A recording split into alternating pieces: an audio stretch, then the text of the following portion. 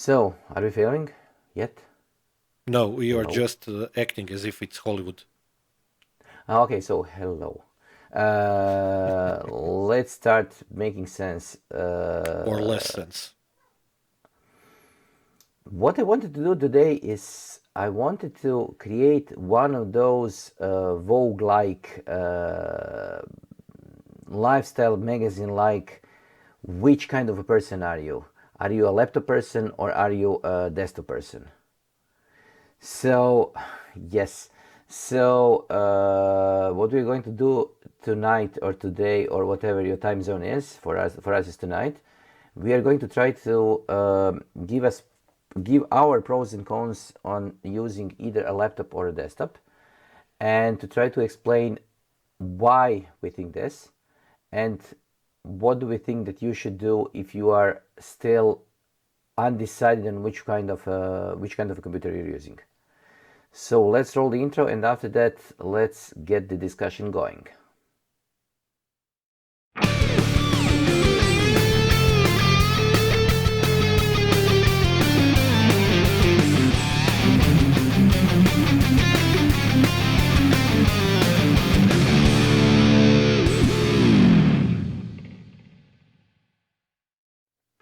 Now, Mr. Twister, Mr. let's Twister, go. Yes, let's go. Are you a laptop person or a desktop person? I'm both. Damn it. Okay, but if you had to choose, If which would you choose? if I had to choose, it would be almost impossible, but if I was really, really, really forced to choose, probably it would be a very expensive and very powerful laptop. You see, I would in a heartbeat choose a desktop Okay. because I don't see. Let me just go through my Laundry thought process list. about this.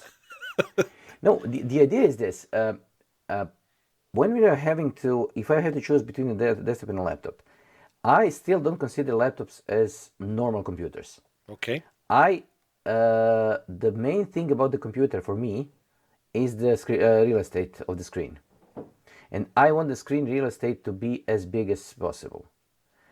I am getting older. This is one part of the equation, Hmm. but it's not that. I have been using laptops for the last 25-ish years, and I still am not prepared to completely embrace the idea of having just one small screen. Even if I have a screen that is going to be at home and a screen that is going to be at the office, I just don't like the idea of a one small screen.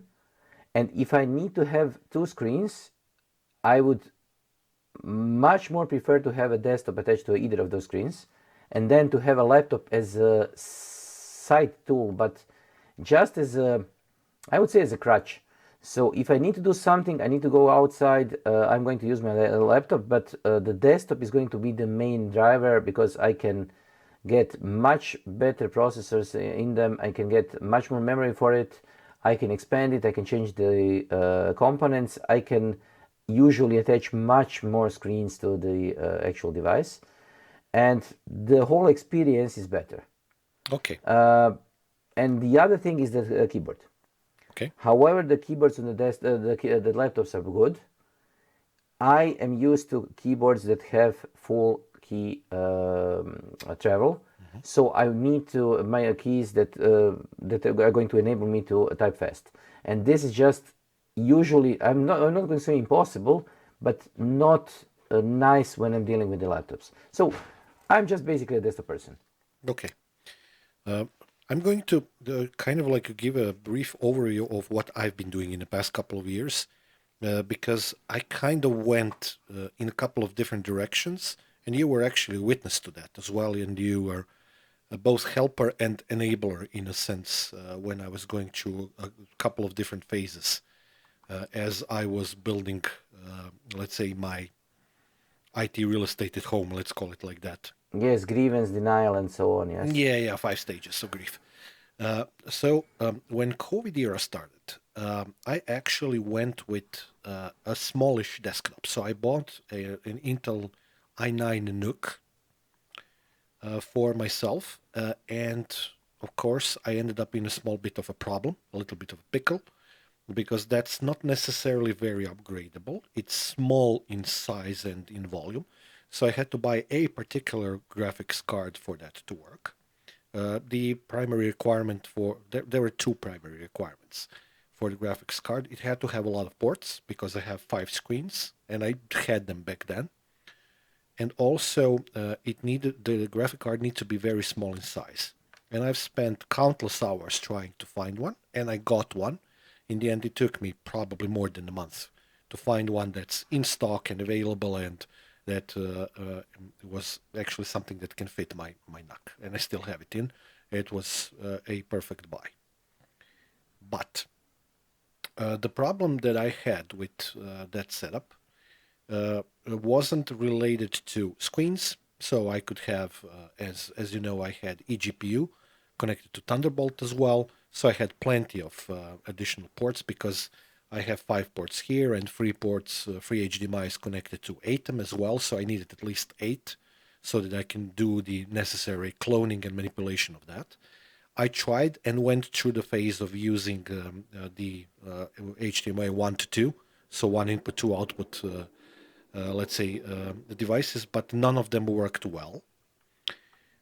And in the end, I kind of like went with 2 graphics card in the latest computer, but I'm going to come to that.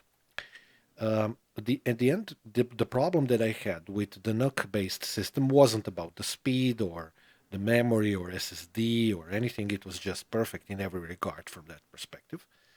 It was related to the fact that it has so many things crammed into it that things slowly started to get away from me.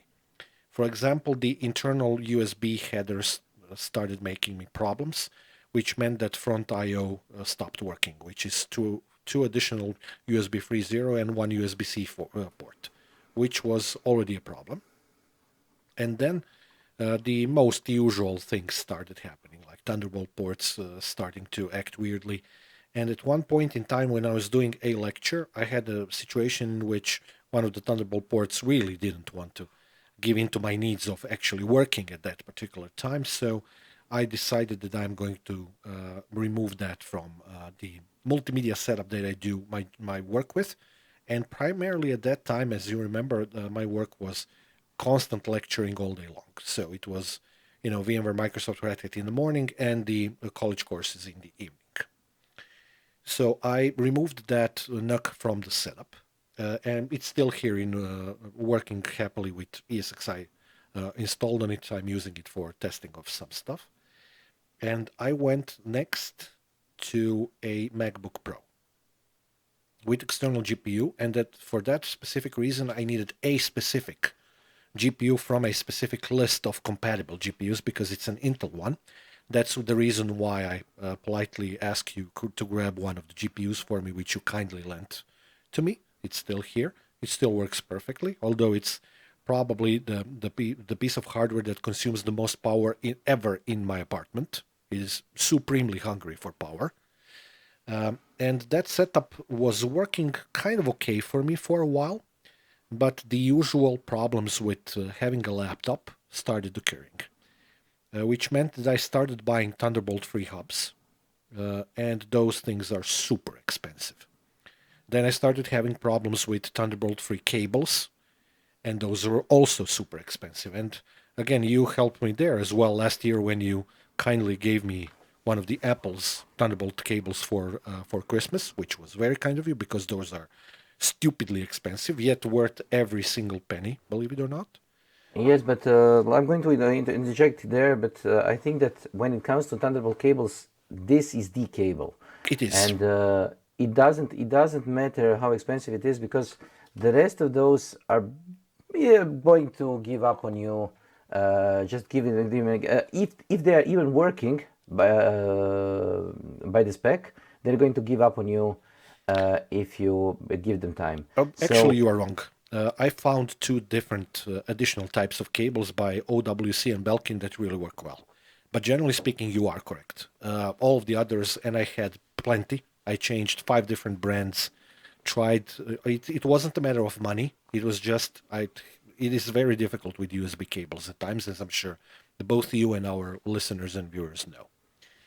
So in the end, that setup also had to go away because it was starting to do the same problems for me, just like NUC. Although I was very happy with the fact that I had a laptop ahead of me here with one screen and then additional screens around it. I had 6 screens connected to it. It was working rather well, but I didn't have enough ports, HDMI, so I had to go with some of those one input, two output HDMI devices. Actually, I have active ones, and they're still here, and they're working really well. But with Macs, those things mostly don't work. And if you remember, I also bought those super expensive Vertex devices that can do two input, two output programmable in every direction, whatever you want with HDMI signals. But the problem is that Apple, it seems to me, I haven't had a chance to confirm this. Apple has some kind of a very weird HDCP protection on their HDMI outputs, and if you put that into a multiplexer like 1 to 2, none of them work properly. Sometimes they do, sometimes they don't. I just cannot bear to handle that while I'm doing the job. Which is the reason why now it's going to be 2 years next month. I made a conscious effort to go your way, which is also where you helped me with some of the ideas. And I finally, after many, many, many years, invested into buying a desktop computer. So 3900K and Asus motherboard with Thunderbolt and whatnot. And 99.99% of the time, that really works very well. The only gripe that I have with that, as we're going to discuss in this episode and probably some other episodes as well, is also something that we discussed in the motherboard episode months ago. It is the limited expandability in terms of the PCI Express slots. Although it's a super expensive motherboard, it still at times doesn't have the amount of USB horsepower that I need because I have many USB devices connected to it, cameras, sound cards, ATEM, all of these things. So right now I'm actually very much aligned to your way of thinking in terms of what I do. So I have a desktop at home and in the office, and I primarily work with those. But if I really had to make a conscious effort to make a choice and to have only one computer, I would still go with a laptop. But this time, it would be much harder for me to make a choice in terms of which way to go, because I would actually need two. And currently, I have two computers on my desk. As I'm sure you know, some 5-6 months ago, I bought myself a Mac Mini. So that's my second computer now, which is bolted under the desk in its own rail, and it's connected to one of the screens that's sitting on the desk, like a movable screen, small one, USB-C powered. And I keep that as a spare computer in case something goes wrong, connected to a separate internet connection and whatnot. So I'm kind of mostly oriented towards your type of setup nowadays. But if I had a laptop that could do everything for me, I would gladly exchange all of that for it. It would influence the way in which I do the content creation part of the business, because it would mean that I would need quite a bit more time to do video editing and whatnot.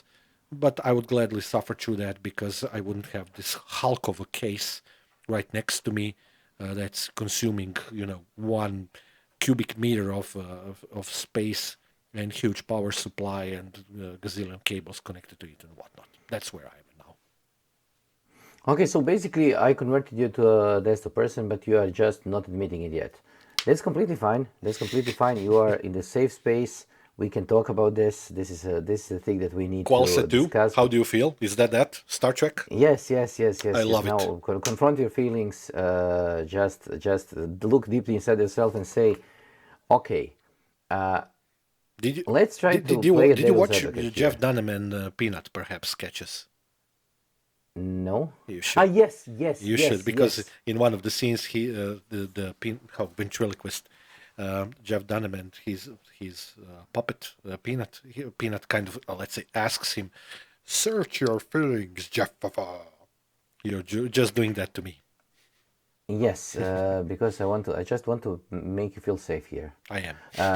And the idea, but let's play the devil's advocate here. Mhm. Let's talk about what could be the main advantage of a laptop if you put aside the portability of it. Nothing. So the portability itself is the selling point. Yes. Okay, I'm completely fine with this. You can use the laptop wherever you are. But I don't see any other selling point other than the portability. For you mean for our use cases? For let's try to now let's talk about the every Joe. Okay. Every Joe has the portability as the first and foremost. And by portability, I usually don't mean that they're going to whip out their laptop while sitting in a cafe. Okay. They're going to use their laptop because they don't want to lose the space in the apartment. Okay. I know a lot of people who don't care about having a desktop. They actually don't care about having a computer. They want a computer that's going to be online when they need it. They're going to use it to browse the Facebook, maybe answer an email or two, and then they wanted to put it away and have a free space inside their apartment. They don't That's what want. tablets exist for. Okay, but they're not that nice to answer emails on.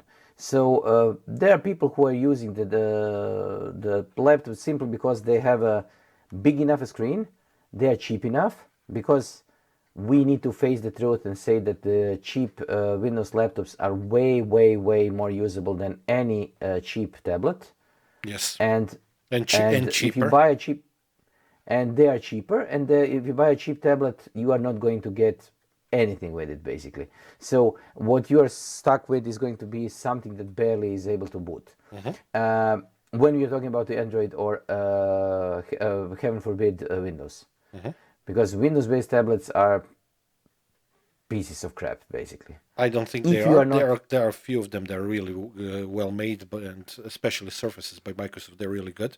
And I yes, considered but many then times to buy them, then but the price follows the price that follows the and proprietary quality. connectors and whatnot, I'm never going to buy a device like that ever again. That's sure. That's for sure. Yes, but the Surface is a nice device. It It's it's is. it's a good device. It's a nice device. It's well made. It has its own merits. But if we are talking about thousands of dollars, the regular laptop is still going to be the best bet Yes, I agree. because you are going to get much more bang for your buck. Yeah. But okay, this is one of those things. For professionals like us, the only selling point for the laptop is that I can take it with me when I'm going outside, if I need to do something on the road, and this is getting rarer and rarer. I don't go outside that much while needing to do something. Okay. It is nice to have a laptop because I can work in a cafe, but back in the years, I used to need a laptop because I was configuring servers, standing behind the router, trying to configure it via console and so on. So the laptop made sense. Right now, I grew out of it. So I want younger people to do the Heavy juniors to do lifting. the heavy lifting. I just want to have my remote connection enabled, and then I can take care of the rest. Okay. Let me. So the laptop itself is not something that I want to see. I have to interject here. You said that you are doing less and less stuff, let's say, outside, and for that reason, you need less and less to have a portable device that's, let's say, powerful or whatnot. I understand where you're coming from, but I also think, and I have a sneaking suspicion that you are wrong, and that is going to change in the near future a lot. I'm going to tell you why. Not trying to professor you, just saying some thoughts which I think have merit, of course. We just went through a big streaming experience again. So we had a security conference on Monday. Yasmin and I did audio video production for the conference, and for the most part, everything went without a hitch. There were some equipment issues, but it wasn't as if it was something super major. It was what it was. It was the first time that it was done for our company and whatnot. I have a sneaking suspicion that these things are going to start happening more and more often. But that's not going to mean a lot to you because you know that I'm going to get all the necessary equipment, so you don't care, because that's what I did this time as well. I'm not putting you on the spot, just saying. But the reality of that situation is that if you want to have a stable setup, and I think I've proven that with this specific event, you need to have two laptops.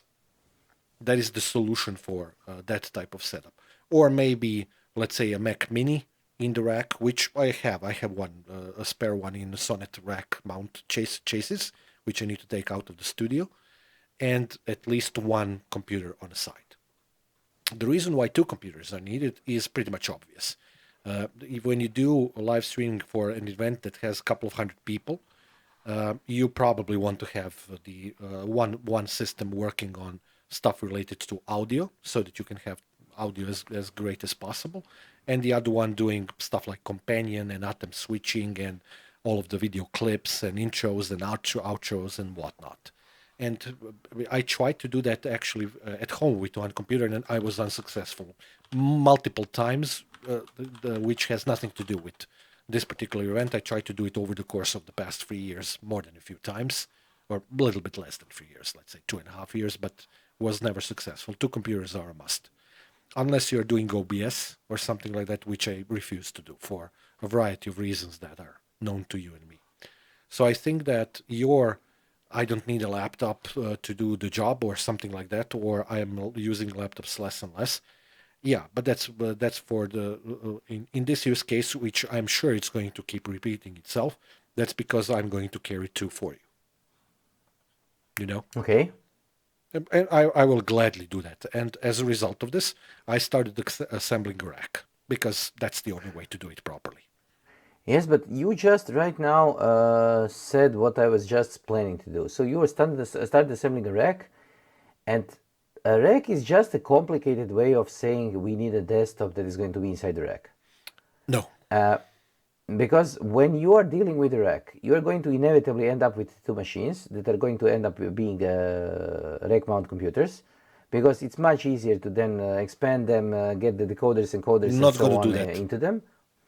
And okay, but what I would say is that your usage case that you're right now proposing is first is a complete outlier. It is This is one absolutely. thing, and the other thing is that I wouldn't do it that way. So you can just say that I'm just wrong, simply wrong. But if we are dealing with something that is going to happen repeatedly out of the same location, and this location is well known to us, it's much better to have a couple of desktops, even 3 or 4 of those, Yeah, installed, so that we can have a backup, so that we can have a sustainable and completely independent connection to the internet, so that we are not dependent on the wireless and so on and so on. So there are a couple of reasons, but this is an entirely different episode.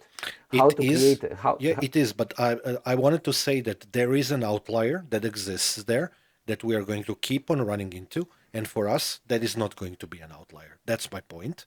And furthermore, yes, but the reason why I'm building a rack is obvious. It's much easier to transport, but the computers are going to be on the sliding shelves. They're not going to be rack mounted in a sense of what you're saying, unless I decide to finally take that i7 Mac Mini that's in the rack in the studio, which gets no use at all anymore, and put it there, and then it's going to be for controlling audio. For that purpose, it's perfect. But it's still going to be at least one more laptop. I don't want to rely on third-party computers. I have nothing against your idea. I think you're correct. But relying on third-party computers that can be provided by even our location, by our tech support, doesn't have to be the best way to go. Not because those computers are not going to be working, but because I have to deploy so many things on them for them to work properly. And also, some of the apps that we use are quite heavy in terms of the yes, but CPU power. what I'm talking about, I'm going to interject because I want to say that what we are dealing with here is a dedicated computer or a desktop that is more or less a tool that needs to be configured and then not bothered with. So you need to configure it. It is intended. Its intended use is to be inside the last rack to do a completely dedicated task. And we are not talking about general purpose computers that are going to be reconfigured to just do the presentations and whatever. They're just going to be whatever they are, DSPs, encoders, decoders, and so on. So I'm pretty much, when it comes to this, I'm pretty much working along the lines of having multiple computers, having some sort of a KVM or some other switch, and then having a nice decent monitor that can be slid out of the rack, so I can actually work on all of those computers. And the computers themselves are dedicated because I want them to be able to be completely stable. Yeah, So laptops are not good for me Because first they're going to compete for the estate that I have when I'm working. Because if I need to have three laptops open, I need to get them out of the rack, and this makes them less reliable because I'm constantly moving the connections. This is one thing. And the other thing is that I just simply want to have a nice big screen and then work on one dedicated computer or other dedicated computer and so on. So we have different views on this. I have the reason why I think that the desktops are better. But let's now go back to the average Joe. Yeah, I have no problem with having desktop computers for that, but they need to be organized in a certain manner, and we would need to have some screens there, which is a shame that we didn't have. But that's a different Yes, discussion. okay, but I want to be understood as I'm not against the idea of the laptops, but the laptops here are not the right solution simply because they have their own inherent problems that are not solved by their mobility. So having a computer it's much easier to cool it down. It's much easier to change something if something is wrong. It's much easier to basically control it using a screen. So different reasons for this. But okay, let's go back to the average Joe, as No, I no, no, said. no, no. Wait a second. I have a second idea, which is even more crazy. How about we use a server for that? I'm completely fine with this. You The only you reason why understand I'm where not I'm getting this? You know where I'm yes, getting but this? what I don't like about the servers is that because they're loud. No, 2U servers when you power them on, if you put them in a different cooling mode, they're almost completely silent. Okay, then the last generation is. Yeah, That's to be completely honest, it is. yeah. Okay, But going back. anyways, let's go back to the average Joe. Average Joe, So Captain Joe. first thing, portability. Mhm. Laptops are completely portable. If you have any reason why you need to work away from home while in the field, Mhm. laptops all the way. Mhm. But anything other than this, desktops.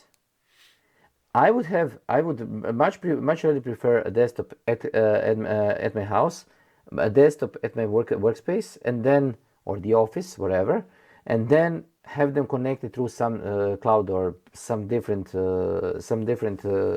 service because I want to have my files synchronized. And this is completely I don't care which technology is being used. It could be Office, it could be Gmail, it could be Dropbox, it could be whatever it is. I just want my files to be synchronized across the device, and that's it. I don't have any more usage cases when it regards to mobility. I want to have a big screen where I work. I want to have a full size nice keyboard where I work, and I want to be able to switch my files to follow me wherever I am. You don't need a keyboard or a mouse in that scenario. You need Stream Deck. That's all that you need. Okay, we are not talking about. Please switch away from this. Just say no. Switch away from the I streaming. have to a We little are bit. not talking I about the know. streaming. I know. I'm just making a mess up Yeah, with yes, this. yes. No, but the thing is that you are I'm sometimes messing with you you. I'm seem to. just trolling, nothing else. Yes, yes, General yes. Joe No, but doesn't need any of that. No questions asked. yes, I know. But I know that since you are just slowly becoming upper management, suddenly your keyboard Lord no. is not something you not don't need the keyboard. You can actually do your task with the Stream Deck. So you can just create a matrix of the tasks and that's it.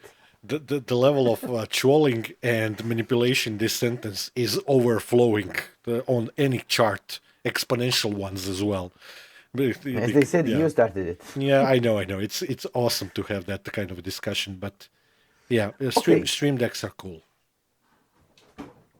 Stream decks are nice thing to have, and I think the Stream Deck is basically what was. If you remember back way then, there was a keyboard called. Do you remember the keyboard that somebody put up maybe 20 years ago that had all the keys created as an all displays? Oh yes, Do you remember that one? yes. That I don't think that it ever came out as an actual I keyboard. think it did. It was Optimus. Optimus, Art Lebedev Optimus. Okay, Yeah, let me it just did check. come out. It did come out, and Yes, yes, quite yes, a few actually people better. bought Yes. that. Yeah, I remember that very Yes, but well. they ended up with having a smallish keyboard that wasn't that big, and I see now that they created a keyboard.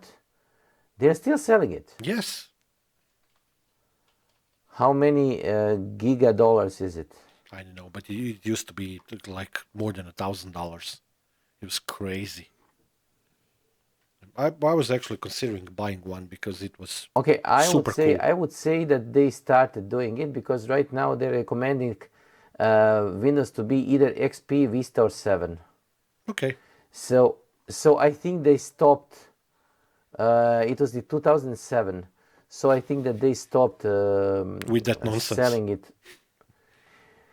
Uh, it's not nonsense. It's just a thing that you want to. You would like probably to have when you're trying to uh, show that you have more money than Common sense. common sense. I knew it. So I'm not talking about a normal thing that a normal person would buy, and I see that they actually don't have the keyboard available right now, but since they are, from what I see, they're based in Russia, so Yes. I'm not that surprised that right now you cannot buy a keyboard from them. But anyways, Mhm. a keyboard like this is a Steam Deck.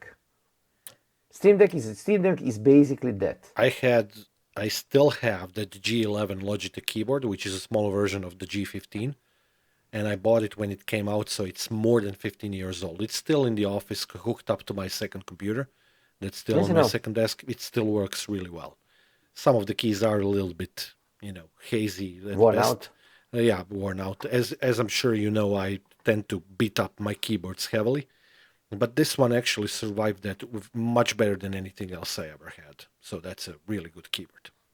And it had macro keys as well on the left hand side. I bought it because G15 was, to my taste, a little bit too much expensive. This was way less expensive, actually, although it contains most of the functionality. So, anyways, what I want to say is that what we need to talk about then is the availability of different extensions. Okay? Because I want to talk about one more thing. When we are dealing with laptops and desktops, a lot of people, when they have a desktop, tend to put a lot of everything inside one desktop. Hmm. If you had the possibility to buy a nice case that is going to be completely silent, to house all your disks, so that your desktop can be a smallish device like a NUTS or something like this, would you do it? What does it mean, smallish device, if I can put all of my disks in? NUC doesn't have space for that. No, what I wanted to say is that uh, maybe we should. Would you think about having a two-device solution at home? Because I know that you have a NAS. Yeah, that's my solution to that. It's not out of lack of trying. I did have various custom solutions before, but actually, back in the good old days when we were still both working as IT journalists and editors, I was kind of spoiled by some of the vendors who kept on sending me NASs because I actually knew how to use them and wrote decent enough articles about them for which they were grateful for. So I started with Ecus and then moved to Synology. But no, I wouldn't go back to creating my own, let's say, personal NAS for home. That's what Synology is all about. Then it's a little bit more expensive solution to what I want to have, but at the end of the day, I really like their devices. It works really well. And the only reason why I bought it is because of the fact that my old Ecus, which was running 24/7 for 10 freaking years in a row, that one went, behind the rainbow, as we usually say. Okay, So no, but in no way I would do a two-computer solution for if you're referring to a solution which includes one computer for storage. No. Because as you probably know, I have a homemade server at home, and I think that my solution is, I would say, I would call it better. Okay. Not because I see something wrong with having a Synology. Synology is a nice net. It works. It does what it needs to do Very good completely UI, correctly. simple to manage. Yes, but what I'm missing with Synology is the ability to run Dockers. It So has Docker capability. Not all of them work, yes, but but it still yes, works. but the problem is the actual capability of actually running them. So there is not enough CPU power to run what I would usually. I have a Xeon-based one. It has plenty of CPU power. Okay, but I was not That's happy with it. very expensive, though. That's expensive. Yeah. So your point stands definitely. So not that only that I'm a desktop guy, I'm a two desktop guy. Okay. So basically, I have two I think desktops that. as well. But So when you are choosing, let's now try to create a list of what we think that people should be thinking about when they're choosing a computer. okay, without any real components, just general guidance. Yes. Okay, So if they want something cheap, probably a laptop. definitely a laptop. Because if they are going to buy a case, a power supply, and a monitor, it is going to go, probably it's going to be as cheap as or as expensive as the cheapest laptop available. Power supplies are incredibly expensive for years now. Yes, I know, because what I said is if you are buying a case, a power supply, and a monitor with nothing else, no CPU, no RAM, no disks, nothing else, Yeah, you that's are you are going to be in the ballpark of something like $400 or 400 euros, and this is the figure that you can expect to pay for. I wouldn't call it decent, but semi-decent laptop in the lowest class. yeah, So you can get a laptop that is, let's call it, usable yeah, for most of the usage scenarios. agreed. So if you are looking for a cheap computer, it's probably a laptop. Yeah, especially if you go to the second-hand market, which we both of us tend to do. Yes, if you go to the refurbished market, you can buy a laptop for each of those components, basically, Yes. for the price. So you can buy the three laptops for the same price. Yeah. Uh, Depending on what you want to do after this, if you want to play games, inevitably you're going to end up with a computer. Correct. It's going to be a desktop. It's going to be a desktop, and this desktop is probably going to be something that is going to be much more expensive. Because depending, right now I think that the computers are more or less made around the graphic card. So I have a first you decide you're going to decide which graphic card you're going to buy, and then the rest of the computer is going to be designed around it. If you buy any of the most expensive cards, 4080, 4090, and so on, PSU. first you're going to need an extremely powerful power supply, over a kilowatt. Yeah, and with You are the going to 12 volt connector, thingy. Yes, the special 12-volt connector that has. Let's not get on fire. Let's not get the entire computer on fire pins, but the power required is 600 watts just simply for the video card, and then you are not going to pair it up with a processor that's going to be slow. So you can expect to I would say lose, but to dump at least a couple, probably 3 or 4 thousand euros to create a computer like this. Yeah, because of the price of the graphic cards, that's a fair assumption. Yes, the graphic card itself is going to be something like To 1,600 something. Yeah, euros upwards. And then when you get a decent power supply, it's going to be at least 200 euros. You need a decent processor. You're going to need a normal motherboard. So you're going to end up paying a small fortune for a computer. I still have a counterpoint to this. Okay. I still think that if your intention is games and games only, it's clear as day that you should look into consoles. Okay. Consoles are a completely different breed. We are talking about PC master race people. Okay. So we are talking about people who want to have a PC, simply because they want to have a PC. Okay. And consoles are the way to go in almost all the different usage cases, because every game that is trying to make it right now is going to be released on consoles. Consoles are way cheaper. Yes. And then you can buy a decent TV to accompany your console for the same amount of money, or Less half money. of the money Yeah. that you would pay for a decent PC. Yeah. So we are talking different worlds. Yeah. So this usage case says if you are a gamer and want a PC, you are going to pay a hell of a lot of money to have something decent. Yeah. If you're If just you are not looking for yeah. If you don't need PC, if you're just a gamer, then consoles. then consoles probably. Yeah. If you want to do some kind of work, you suddenly don't care about the graphic card. Yep. And then this is when the fun starts. Yep.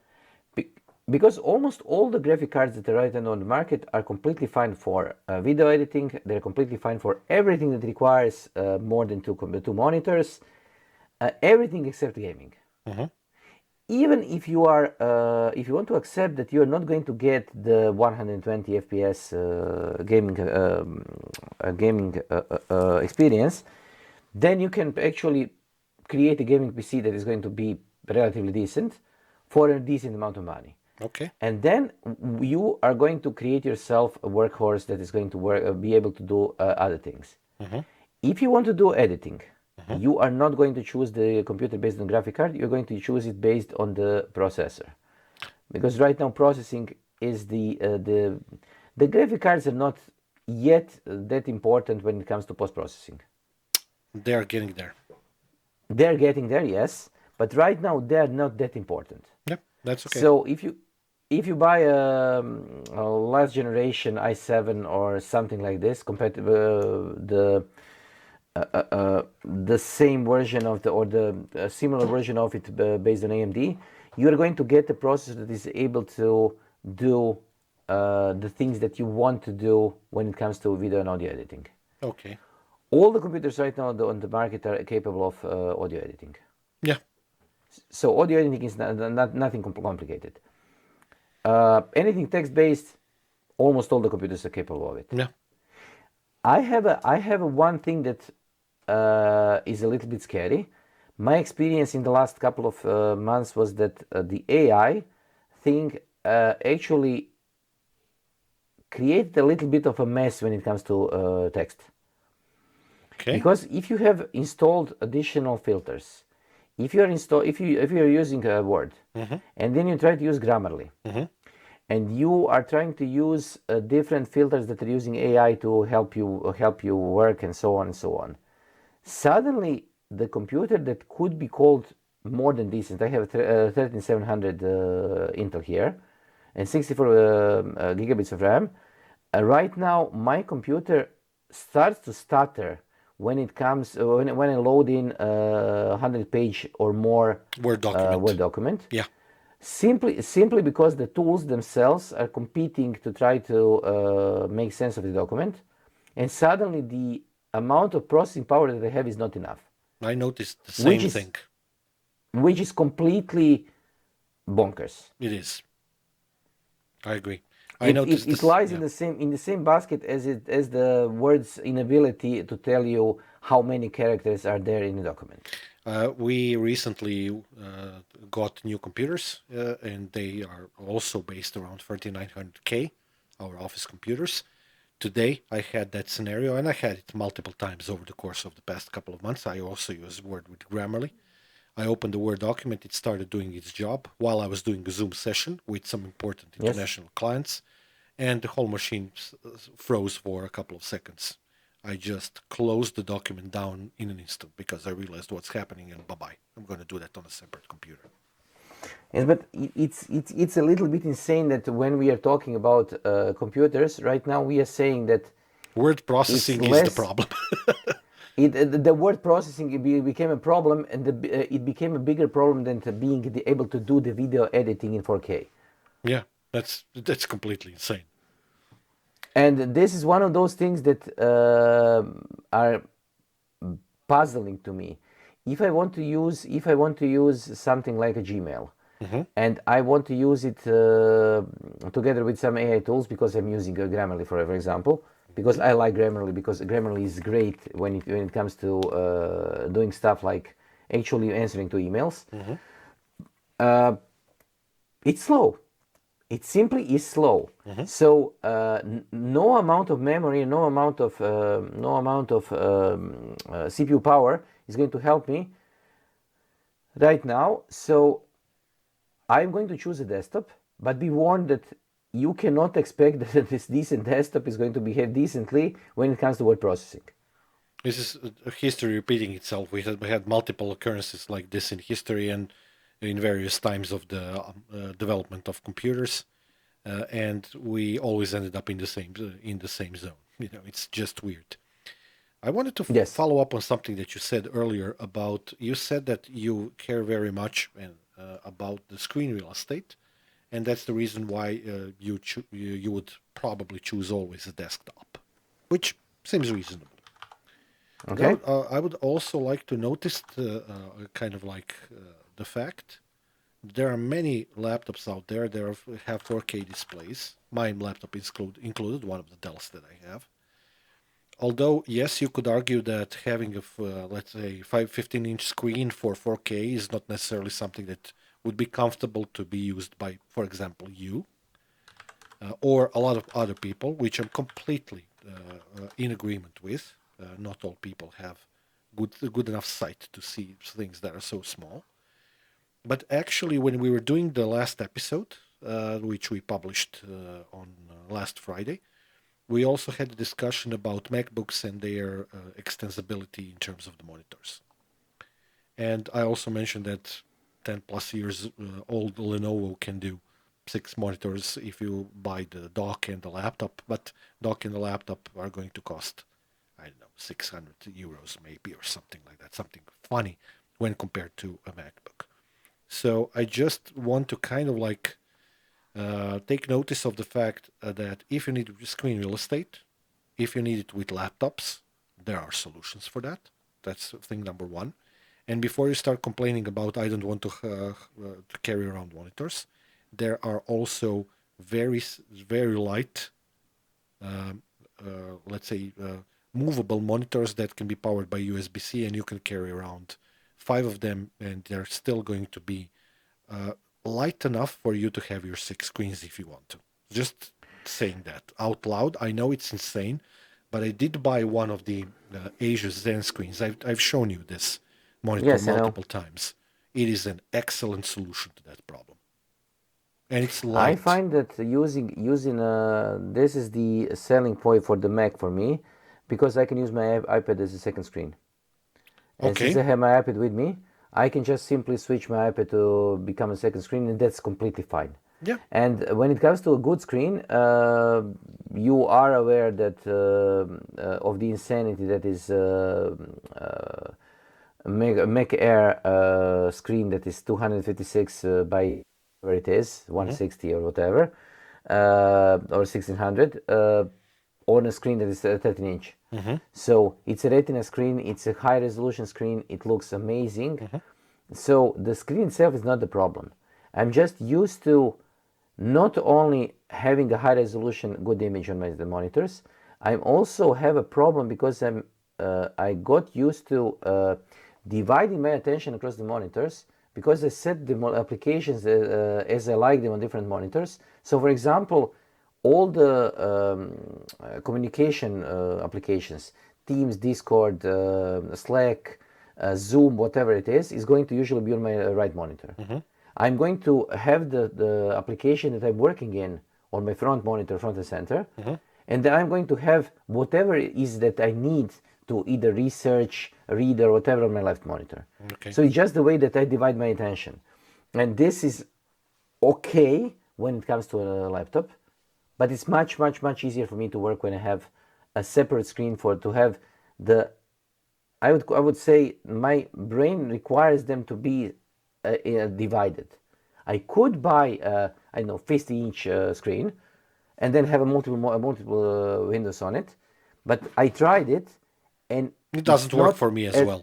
it doesn't work. Yeah, it doesn't work for me as well. I tried it. But did you recently switch to a free monitor setup, or did I forget, or am I saying something wrong? Yes, I'm working with a three monitor setup. I used to try to I was trying first the two monitor setup side by side. Then I went and tried four monitor setup, so two in the bottom row, two in the top row, and then I switched to a three monitor setup with one monitor in the center and then to the sides. Basically, linear left to right, left to right. Yes, Yeah. Okay, because that's actually a little bit of a more recent change that you made.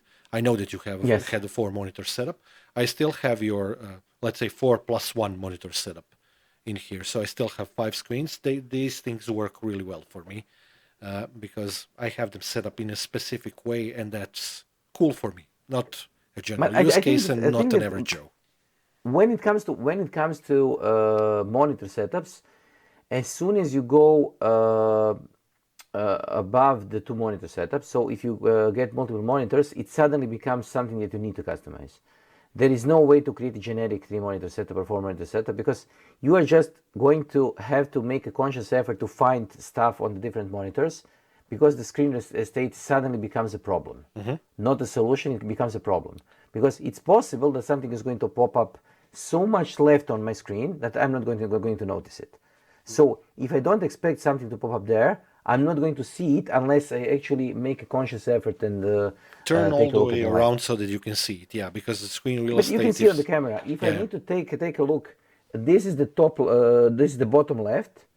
This is the top right of my monitor. Yeah, that's quite a So it requires substantial me to shift, man. completely turn my head. Yeah, yeah, that's good But for your neck. I'm lying a little bit because I do have a fourth monitor, but it's not a monitor; it's a TV.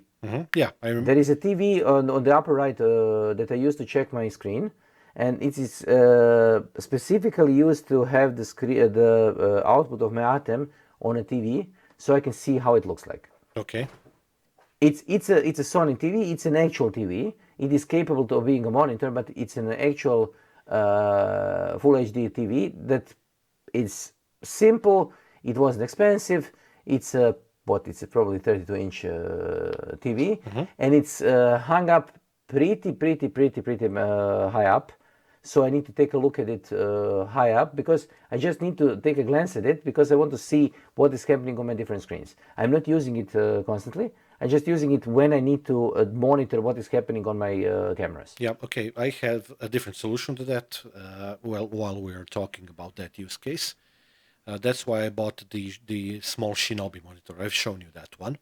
Yes, And yes, that yes. one used to, yeah, that one actually used to be on the microphone arm that I'm currently using to have my microphone on. But I'm currently using it like a solution that I'm carrying around because it's so small, yet still full HD. And that's perfect, let's say, monitor for monitoring what's happening with the ATEM outputs. That's why I bought it. And for that purpose, it's just superb and doesn't cost all that much. Although, weirdly enough, these sorts of monitors cost way too much. But it has a reason. They need to have some quality, or they need to be made They can so also that be they can serve. they can also be battery powered. That's one of the reasons. One of the reasons they have to be battery powered. They need to be well made because they need to survive the constant moving around. They need to be a decent high resolution. They need to have a decent screen that is able to that you can able you are able to use while in the open sun. So you need to see something when you're working outside, and all this creates a monitor that is pretty specific.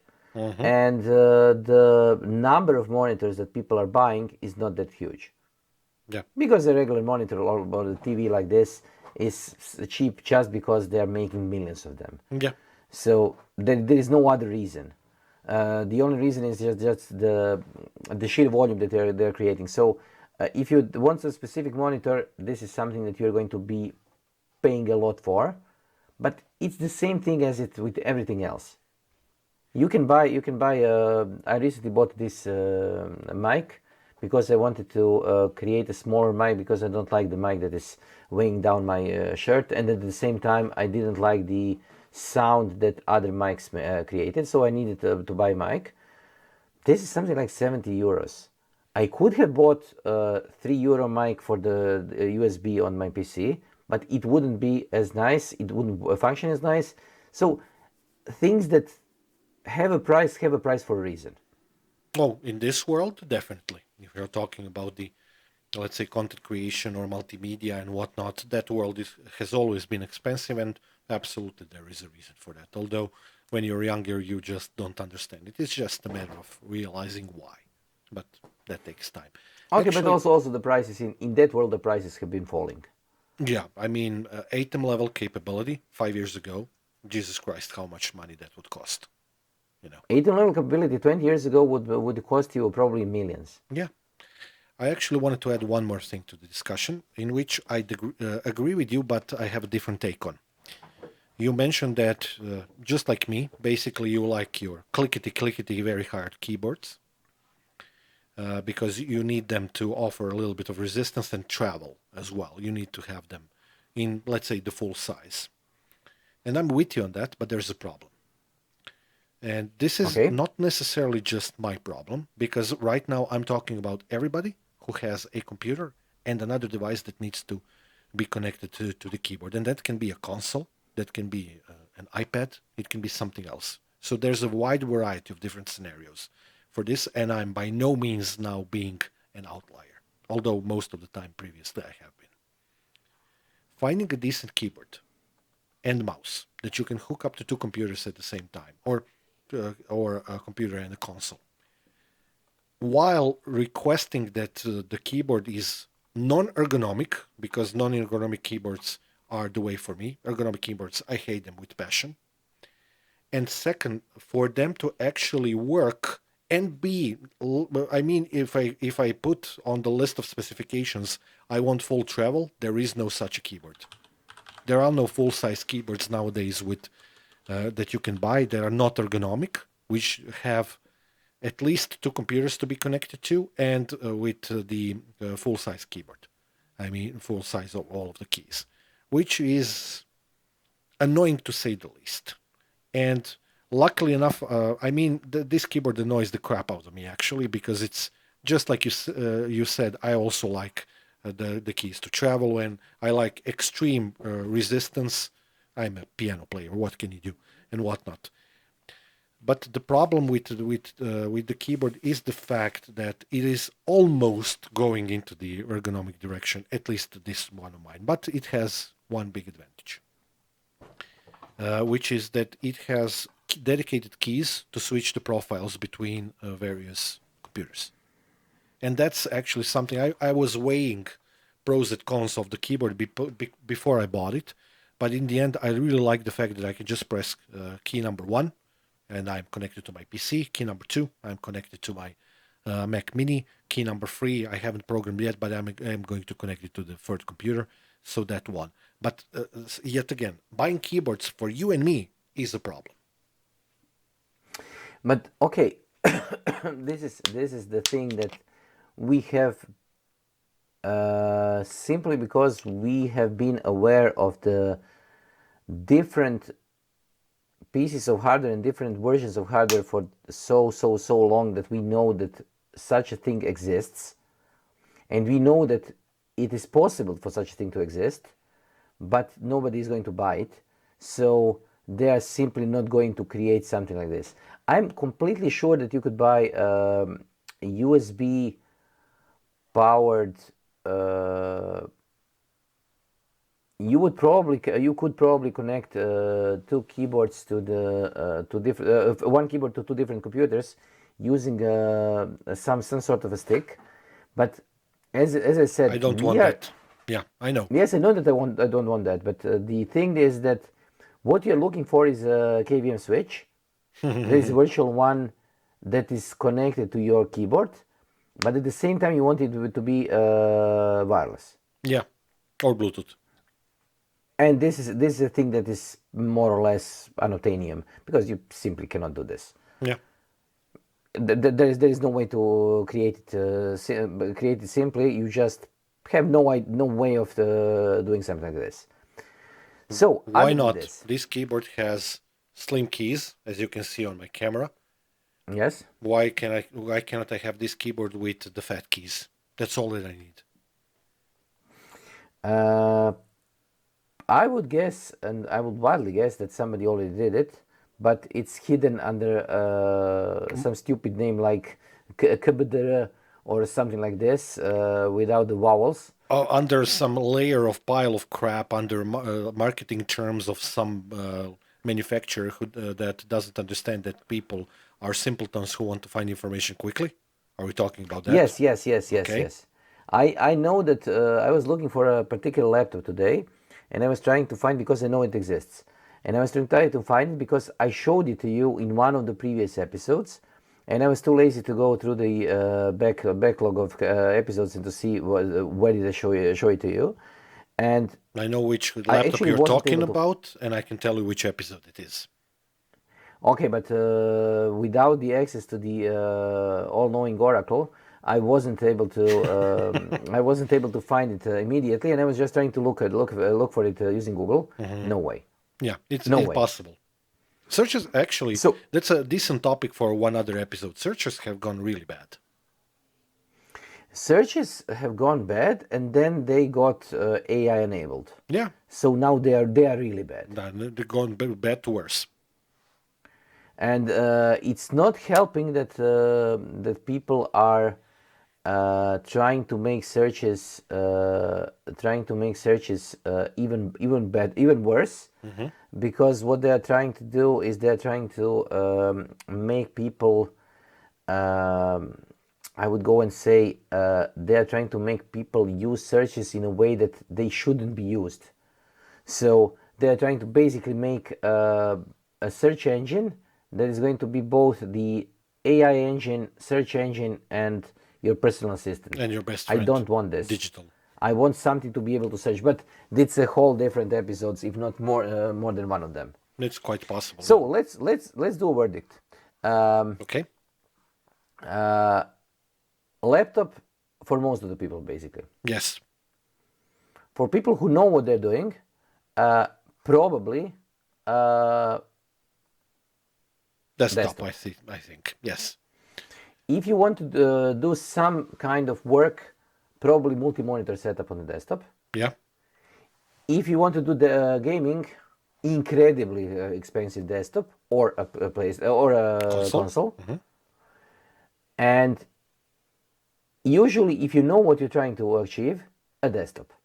And if you want to do content creation, actually, a decent laptop is really not only good enough, but a good tool, like the MacBooks, for example, albeit expensive. Okay, but MacBooks Pro and in combination with the two monitors, they make sense. Yes. They make sense when it comes to content creation because they are specific tools then. Yes. But Agreed. as a general purpose tool, I would go for a Windows laptop. Me, not Not necessarily, but because okay. I have a reason, because a lot of crappy devices that I had to support only had Windows support. Okay, I get So that. the reason is not because Mac OS is not good enough, but because Windows is bad enough. Yeah, okay. So there is a decent amount of crappy applications that support crappy hardware that I need to support. Yeah. So if I'm doing a first level support, this is probably what I'm going to use. Yeah, agreed. No questions asked. Okay. Okay, so this has been the episode where we try to define why the laptop is better than the desktop and vice versa. We completely failed, went on the number of tangents, and then came back to say that we honestly don't know. Whatever fits you, fits you. And with having said that, thank you for being with us. I was Yasmin. I'm still a veteran. Yes, and we are going to see you in the next episode. Yeah. Thank you. Bye-bye.